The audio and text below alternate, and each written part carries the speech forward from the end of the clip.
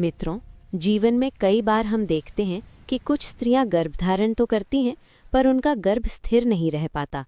कहीं शिशु समय से पहले जन्म ले लेता है, कहीं मृत पैदा होता है और कहीं जीवन भर संतान का सुख नहीं मिलता। ये केवल शरीर का विषय नहीं होता, बल्कि मन, कर्म और वातावरण का भी गहरा संबंध होता है। आज की ये कथा हमें यही समझाने के लिए है कि ममता, करुणा और शांति ही संतान सुख का वास्तविक आधार हैं। एक बार माता सीता वैकुंठ धाम में विराजमान भगवान श्री राम के पास पहुंची। उनके मुख पर करुणा थी और आंखों में प्रश्न। सीता जी बोली, प्रभु, जब मैं पृथ्वीलोक का भ्रमण कर रही थी, मैंने देखा कि कई स्त्रियां संतान की कामना करती हैं, पर बार बार उनका गर्भ नष्ट हो जाता है। कहीं जन्म से पहले ही शिशु चला जाता है, कहीं जीवन भर संतान का सुख नहीं मिलता। इसका कारण क्या है प्रभु? भगवान राम मंद मुस्कुराए और बोले, देवी, ये प्रश्न केवल तुम्हारा नहीं, समस्त मानवता का है। इसका उत्तर मैं तुम्हें एक कथा के माध्यम से दूंगा, ताकि लोग केवल सुने ही नहीं, समझें भी। बहुत समय पहले चंद्रपुर नाम का एक सुंदर नगर था। वहाँ धर्मपाल नाम का एक व्यापारी रहता था। उसकी पत्नी कौशल्या बाहर से सौम्य और सुशील थी, पर भीतर अत्यंत घमंडी और लालची थी। उनका एक ही पुत्र था, अरुण। विवाह योग्य होने पर अरुण का विवाह माधवी नाम की एक सरल, करुणामयी कन्या से हुआ। विवाह के बाद आरंभ में सब कुछ ठीक रहा, पर जब कौशल्या ने देखा कि माधवी के पिता संपन्न हैं, तो उसके मन में लालच ने घर कर लिया। वो धीरे धीरे माधवी से कहने लगी, तुम्हारे मायके में तो बहुत धन है, कभी आभूषण, कभी वस्त्र, कुछ न कुछ मंगवाया करो। भोली माधवी हर बार अपने पिता से कह देती और पिता बेटी के सुख के लिए सब भेज देते, पर कौशल्या का लोभ बढ़ता ही गया। कुछ समय बाद माधवी गर्भवती हुई। घर में खुशी का वातावरण था। कौशल्या ने दिखावे के लिए उसकी सेवा शुरू कर दी, अच्छे भोजन और मीठे शब्द, पर भीतर उसका मन केवल यही सोचता, अब तो और धन मिलेगा।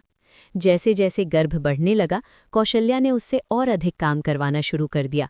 वो कहती, गर्भ है, कोई रोग नहीं। हमारे समय में स्त्रियां खेतों में काम करती थीं। दिन रात का परिश्रम, मानसिक पीड़ा और भय, और एक दिन माधवी का गर्भ गिर गया। माधवी रोती रही, पर कौशल्या का हृदय नहीं पसीजा। वो उल्टा उसे दोष देने लगी, अवश्य तू किसी पाप का भल भोग रही है, मेरे कुल में ऐसा कभी नहीं हुआ। कुछ महीनों बाद माधवी फिर गर्भवती हुई। अरुण प्रसन्न था, पर कौशल्या और कठोर हो गई। वो माधवी को ताने देती, डराती और काम में लगाए रखती। पहला तो नष्ट कर दिया, दूसरा भी करेगी।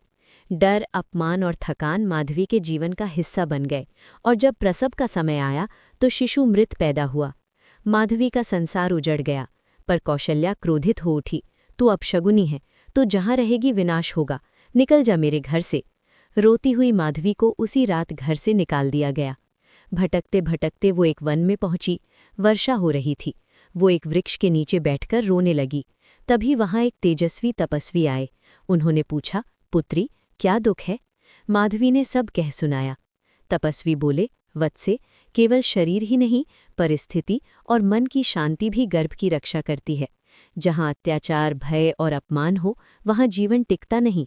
उन्होंने उसे कुटिया में ठहराया और कहा, यहाँ रहो, प्रभु राम का स्मरण करो, सेवा, शांति और संयम में जीवन बिताओ। माधवी वहीं रहने लगी। वो वनवासियों की सेवा करती, घायल पशुओं को पानी पिलाती और प्रतिदिन प्रभु राम सीता का स्मरण करती। समय बीता और उसका मन शांत होने लगा। कुछ महीनों बाद वो फिर गर्भवती हुई। इस बार उसका जीवन बदला हुआ था। न ताने, न भय, केवल भजन, सेवा और संतोष। एक रात कुटिया दिव्य प्रकाश से भर गई। माधवी ने देखा, भगवान श्री राम और माता सीता उसके सामने खड़े हैं। सीता जी ने उसके सिर पर हाथ रखा और कहा, पुत्री, तूने दुख में भी करुणा नहीं छोड़ी, इसी ममता से जीवन पलता है। भगवान राम बोले, जहाँ स्त्री का हृदय भयमुक्त और सम्मानित होता है, वहीं सृजन सुरक्षित होता है। माधवी रो पड़ी। भगवान ने कहा, अब तेरा गर्भ स्थिर रहेगा, पर याद रखना, संतान प्रभु की देन है, अहंकार का विषय नहीं। दर्शन के साथ ही वे अंतर्धान हो गए। समय आने पर माधवी ने एक तेजस्वी पुत्र को जन्म दिया। बालक के मुख पर अद्भुत शांति थी।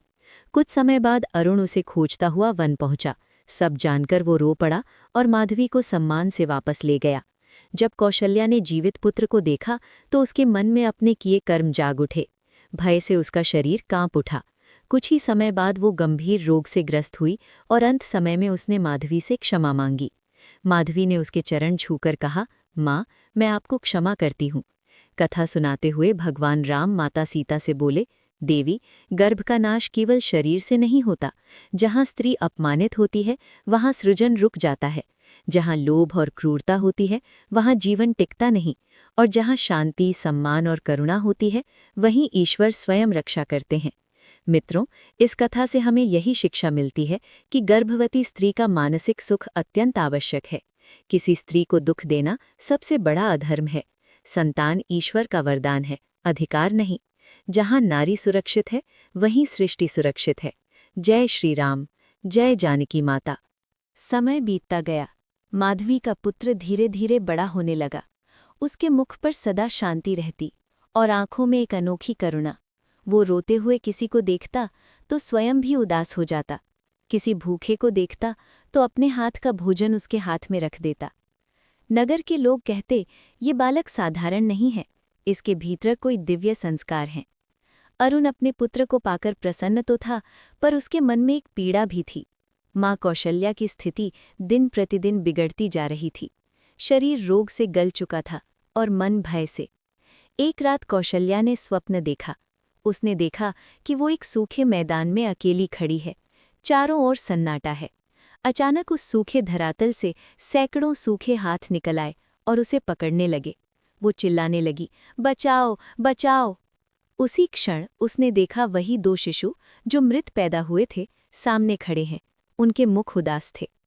एक शिशु बोला, दादी, हमें जीने क्यों नहीं दिया? कौशल्या कांप उठी। उसकी नींद खुल गई। पूरा शरीर पसीने से भीगा था। पहली बार उसके भीतर से हृदय विदारक रोदन निकला। सुबह होते ही उसने अरुण को बुलाया। कांपते स्वर में बोली, पुत्र, मुझे माधवी के चरणों में ले चल। मैं पापिनी हूँ।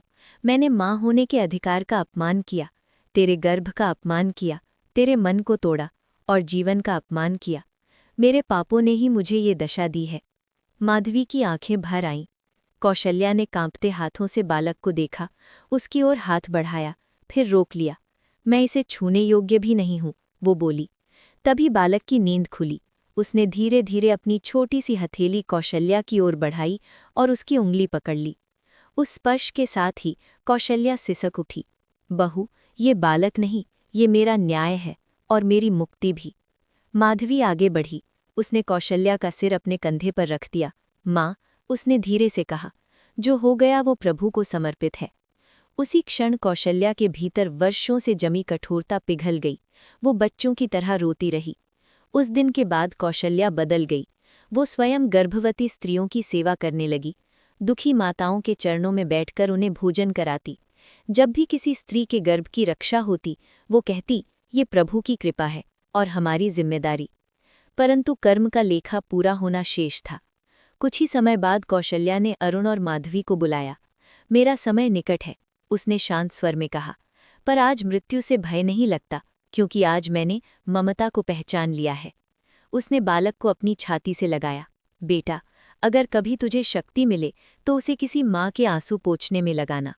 इतना कहकर उसकी आंखें बंद हो गईं। माधवी की आंखों से अश्रु बहने लगे, पर इस बार वे केवल दुख के नहीं थे, उनमें शांति भी थी। उसी रात माधवी ने स्वप्न देखा। दिव्य प्रकाश में भगवान श्री राम और माता सीता खड़े थे। सीता जी बोली, पुत्री, क्षमा केवल दूसरों को मुक्त नहीं करती, स्वयं को भी मुक्त करती है। भगवान राम बोले, जिस घर में ममता लौट आती है वहाँ विनाश का लेखा समाप्त हो जाता है। माधवी ने नमन किया। समय बीता। बालक बड़ा होकर एक धर्मात्मा और सेवापरायण पुरुष बना। उसने अनेक आश्रम बनवाए, जहाँ गर्भवती स्त्रियों की सेवा होती, दुखी माताओं को आश्रय मिलता। और जब भी कोई उससे पूछता, तुम्हें ये प्रेरणा कहाँ से मिली, वो उत्तर देता, एक माँ के आंसू से और एक स्त्री की सहनशीलता से। मित्रों, इस कथा का रहस्य यही है, गर्भ केवल शरीर में नहीं पलता, वो सम्मान, सुरक्षा और शांति में पलता है।